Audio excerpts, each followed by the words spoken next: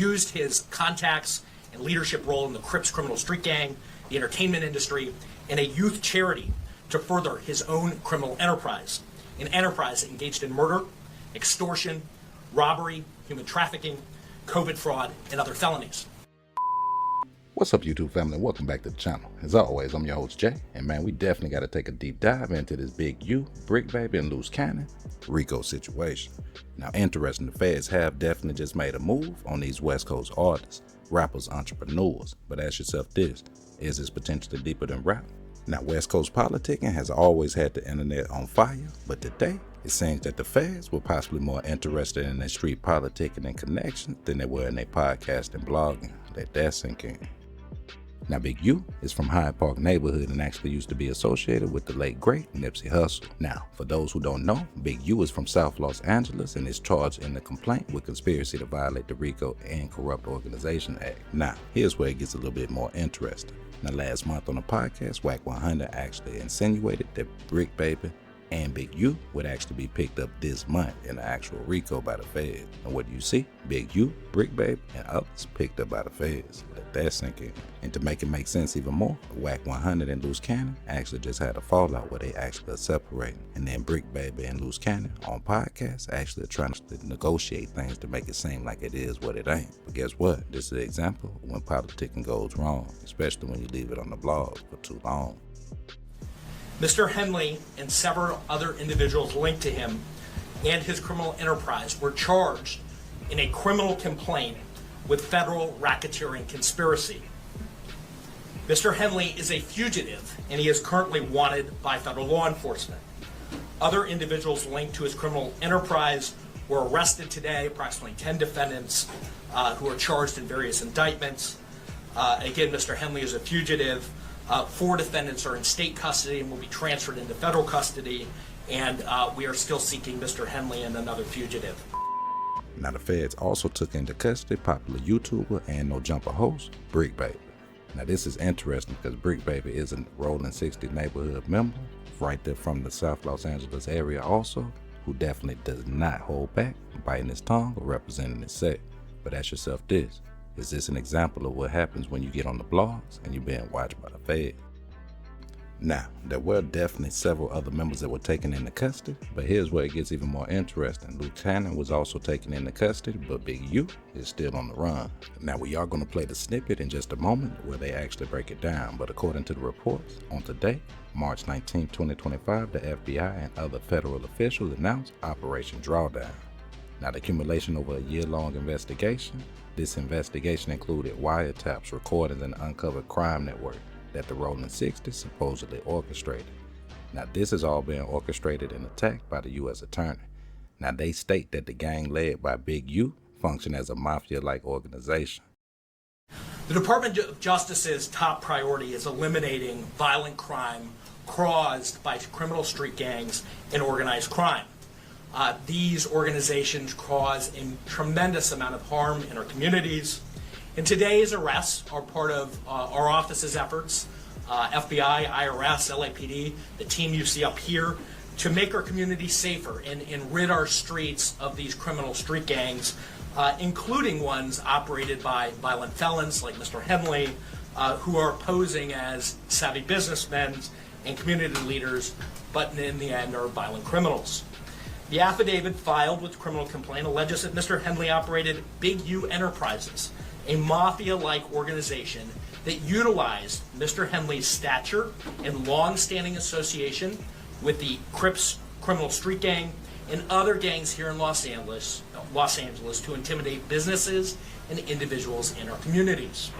I want to stress that the allegations here in the complaint are allegations only, and the defendants are presumed innocent until proven otherwise. Now, what is clear is that they are labeling Big U as the head of the organization. Now, as I said, Big U is still on the run, and he actually faces the most severe charges when it comes to this entire Rico trial. Now, what's even more interesting is how the feds picked up all of these people at one time, knowing their locations, but one person is still on the run. Now, this situation is still definitely ongoing, and dozens of arrests are still currently being made, and they said there's definitely more to come. Let me talk a little bit about Mr. Henley and the street gang here. As I said, Mr. Henley is a widely known leader within the early 60s. He rose to prominence in that gang decades ago, and he has since been a fixture on the internet, talk shows, and podcasts, all things that law enforcement have looked at closely as part of this investigation. He has maintained the image of an entertainment industry entrepreneur running a music label and of somebody who gives back to the community here in Los Angeles, funding a South LA-based charity, developing options, which purports to help at youth risk escape gang life and escape the perils of gangs in high crime areas. The facts alleged in the complaint paint a very different picture. It is one of a murderer, a thief, a liar, and a cheat, and the criminals that enabled him. For example, Mr. Henley engaged in a murder of a musician signed to his label in 2021 and dumped the victim's body in Las Vegas off of the I-15 freeway. He then attempted to evade and obstruct the investigation into the murder, including ordering witnesses not to speak with law enforcement. Henley's criminal enterprise also engaged in other crimes, including transporting prostitutes across state lines, extorting strip clubs, marijuana dispensaries, and other businesses, and fraudulently applying for COVID loans in the form of a business relief loan. On that application, Mr. Henley falsely stated that his music label, Unique Music, operated at a $200,000 profit in 2019 and was entitled to government assistance, despite the reality that the company had operated at a loss and was ineligible for such relief. Finally, Mr. Henley is accused of embezzling donations made by celebrities, professional athletes, and businesses to his charity, Developing Options, which, as I said, purports to give South LA at-risk youth alternatives to gang violence, drugs, and other criminal activity. Henley used this charity as a front. He used it to conceal his fraudulent activities, his criminal enterprises activities, and evade detection from law enforcement. If convicted on the racketeering conspiracy, he and his co-conspirators face approximately a 20-year federal prison sentence. I want to thank our federal law enforcement partners, our state law enforcement partners who brought about the result here today. The Los Angeles Metropolitan Gang Task Force from the FBI. It's comprised of FBI agents, LAPD officers, IRS Criminal Investigation, the U.S. Department of Justice Inspector General's Office, Los Angeles Police Department, the North Las Vegas Police Department. This case is a great example of state and federal law enforcement working together to address harm from a criminal enterprise. I also want to thank our prosecutors.